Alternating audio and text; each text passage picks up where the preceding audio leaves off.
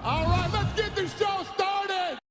Dustin Poirier is looking absolutely massive following his retirement from MMA. After hanging up the gloves, Poirier revealed that he planned to get bigger and even mentioned he would consider TRT now that he's no longer competing in the UFC. And it looks like he wasn't joking.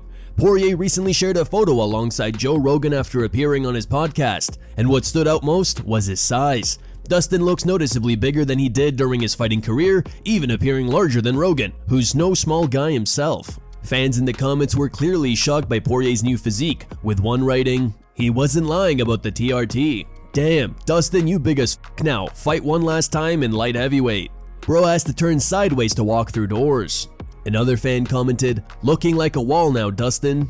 The diamond coming for that light heavyweight belt." Another fan said, "Goddamn, DP found a new hot sauce." Charles Oliveira's wife is not happy with Mauricio Ruffy's recent comments. In a recent interview with Brazilian journalist Larete Viana, Ruffy criticized Oliveira's performance against Max Holloway at UFC 326, saying, "Charles did what nobody expected, which was to stick to him from start to finish. If you go in just to grab someone in the UFC business, you end up losing opportunities. Charles had an incredible fight, but surely the UFC won't want to see him grabbing and holding Conor McGregor, and Conor won't put himself in that position either. By MMA standards, this is rather mild criticism and hardly worth mentioning." However, it was still enough to draw the ire of Charles Oliveira's wife, Vittoria Brum, who fired back on Instagram writing, "Then let's schedule the boxing match, because if you want to fight, this is MMA. There will be jiu-jitsu. Ruffy, don't come trying to surf on my husband's wave, because he has more submissions than you have fights." Sean Strickland and Khamzat Chimaev may be bitter rivals now, but that wasn't always the case. According to coach Erick Nicksick, the two actually had great chemistry back in 2022. Speaking to Ariel Helwani, Nicksick shared insight into their past training sessions, revealing that Strickland and Chimaev got along surprisingly well, and that he never expected their relationship to turn into the heated rivalry it is today. They were out here for a little over a month and a half, if I remember correctly. It was Khamzat and a team of guys, and Darren Till, and I'm trying to think who else. And that's when Sadabusi was coming into the gym. So I mean, it was a great addition to the room, man. Like we learned a lot of great stuff from those guys, and it was a welcome addition to the team. What would you say was the dynamic between the two of them? Honestly, I thought they got along really well. I thought they pushed each other really well. I feel like it was more of a competitive environment than anything, So where it kind of took a turn, I honestly couldn't tell you. Yeah, it's really taking a turn. Golly. And I know you want nothing to do with any of that, but I'm just curious, like, when you were watching them, were you wondering, like, oh, this could be something down the line? Like, these guys could actually fight each other? Did that ever cross your mind? Not necessarily, because, Khamzat was still fighting at 170. But, for me, it was like, take this opportunity to learn as much as you can from Khamzat and some of his routes and some of the things that he does really well on the ground. And, just be a student when he's in here and listen and learn and kind of observe the way that he trains. I thought he was a great addition to the room and the team and made us all better while he's here. Sean O'Malley says he should be removed from the rankings if he doesn't score a knockout at the White House event. O'Malley is scheduled to face Ayman Zahabi on the card, and during a recent episode of his podcast, Sugar explained that if he doesn't get a KO, he believes he doesn't deserve to remain in the rankings. When are you going to get a KO again? It's a great question, Matt. It's been too long. I'm thinking June 14th is going to be the day. I gotta have a beautiful KO. It's just like there's no other option. Winning a decision is a loss. Yeah. If I win a decision, you retire. Take me out of the rankings. Yeah. I need a finish here, fellas. O'Malley also weighed in on the recently announced showdown between Khamzat Chimaev and Sean Strickland. He predicted the fight could play out similarly to Chimaev's bout against Dricus du Plessis, with Chimaev using his grappling to dominate Strickland. I just can't imagine Strickland being a boring fight. And I guess I could, because Khamzat could be that dominant, could put him on his back, and Strickland not really wrestle up because he don't want to get in the front headlock. He doesn't want to give up his back. Just kind of lays on his. I don't know, but it's definitely possible this is going to be a similar fight to DDP. But I feel like Sean's going to make it fun, crack him. How much do you know? We haven't really seen Strickland grapple that much. I've seen him in the gym with clips, whatnot. He looks like he can grapple pretty proficiently. He's known for being a really good grappler. Definitely haven't seen it much in fights that I can think of, but I feel like I've always heard of how good Sean Strickland wrestling, grappling is. We're definitely going to find out how good it is. Aljamain Sterling believes Sean Strickland has only one path to victory over Khamzat Chimaev.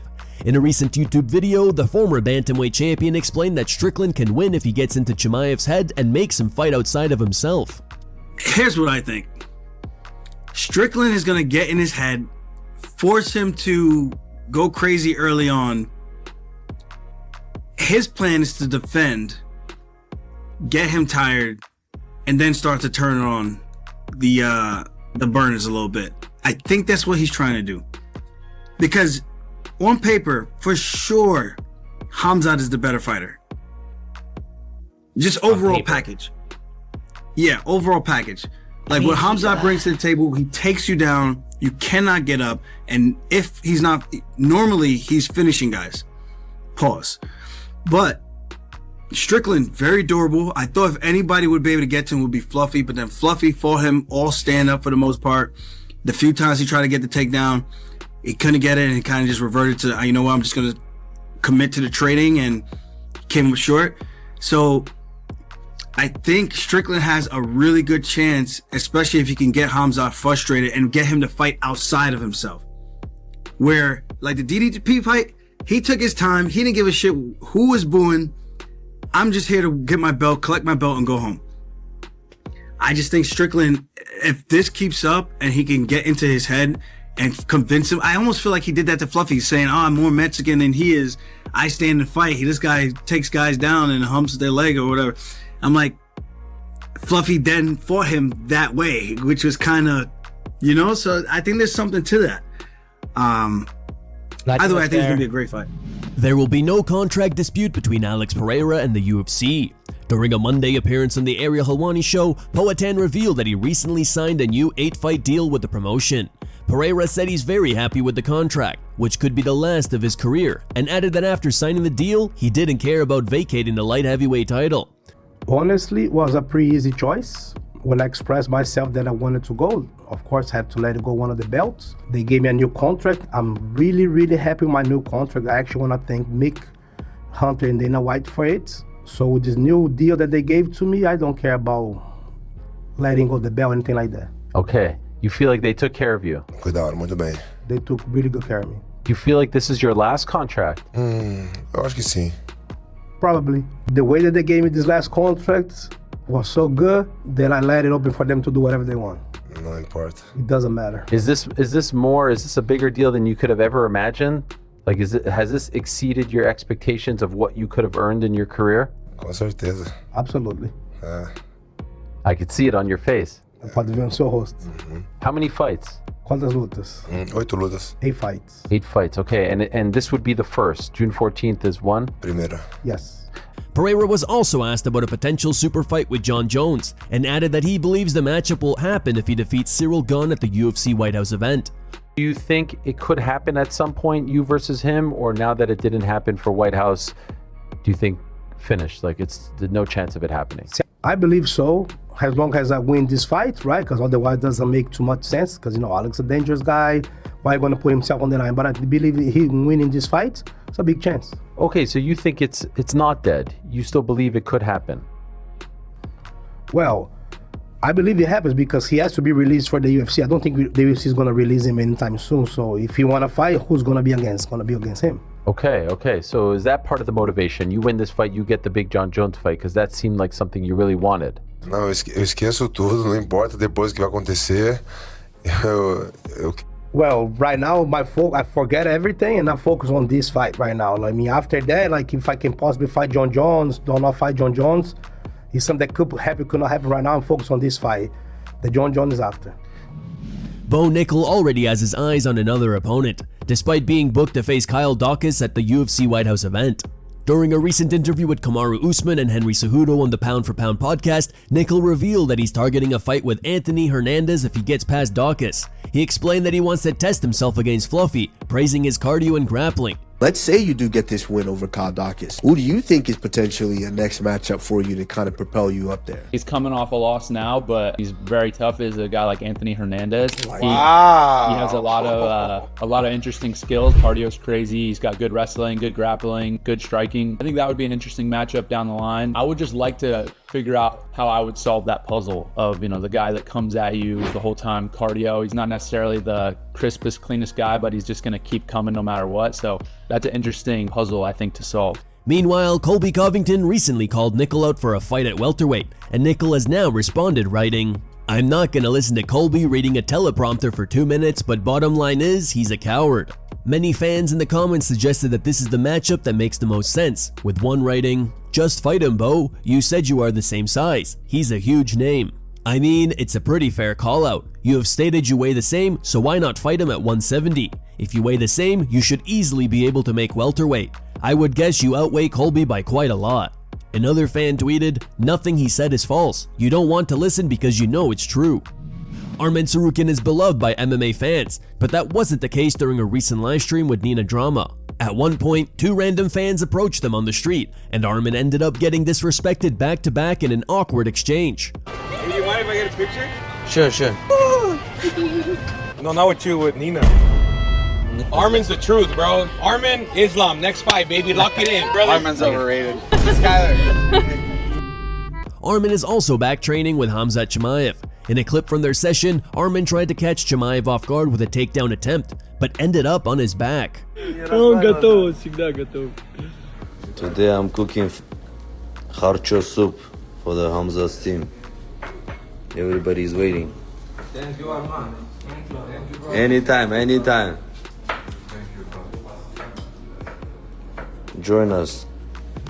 Ronda Rousey continues her attack on the UFC. Following the announcement of Nate Diaz versus Mike Perry for MVP's May 16th event, which will be headlined by Rousey versus Gina Carano, Rousey took to X to once again fire shots at her former organization, more precisely at UFC matchmaker Hunter Campbell. She wrote, "Welcome to the revolution at Nate Diaz at Mike Perry. It's the fighters versus the establishment, and we're gonna win. May 16th only on Netflix. P.S. Hunter Campbell pissed off the wrong bitch. I'm coming for your job, mother."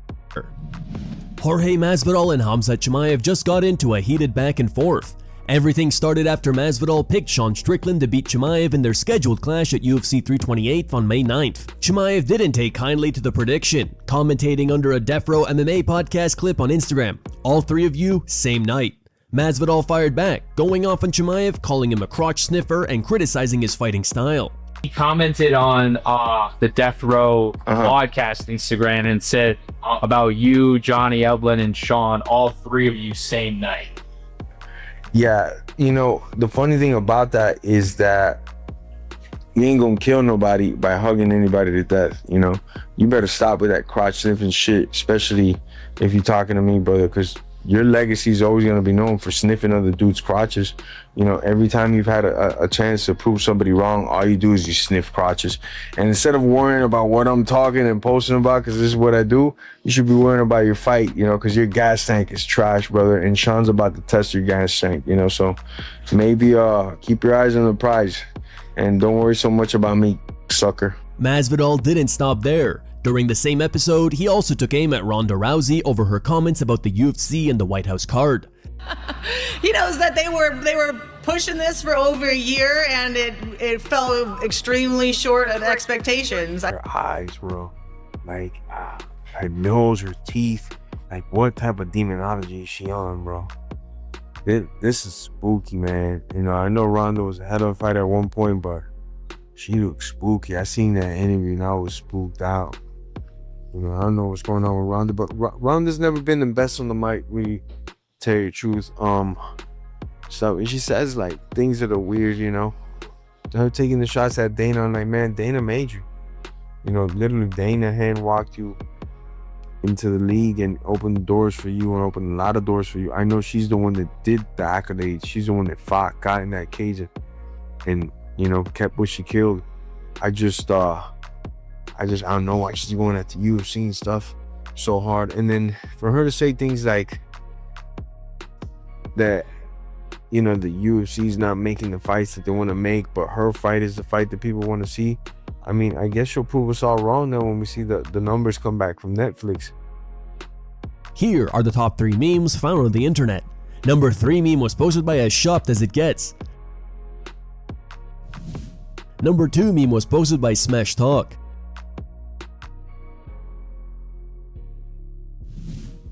and number 1 meme was posted by Sensitive Support.